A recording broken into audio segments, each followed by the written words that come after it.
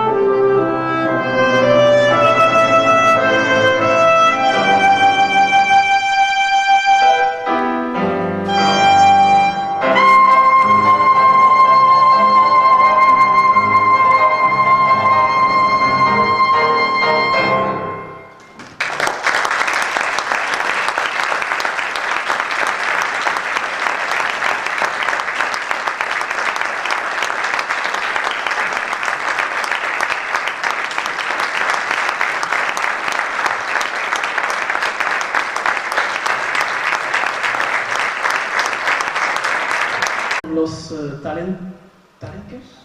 talentos alumnos de esta región,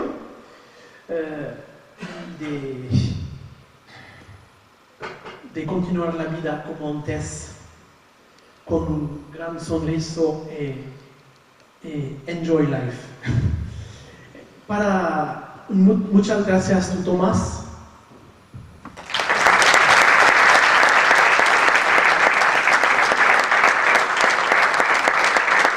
Que trabaja mucho para el saxofón en Galicia. El saxofón es un bellísimo, es en italiano, ¿no? Bellísimo instrumento. Es muy importante para los jóvenes de tener un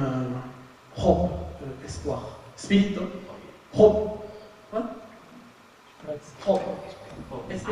esperanza para el futuro de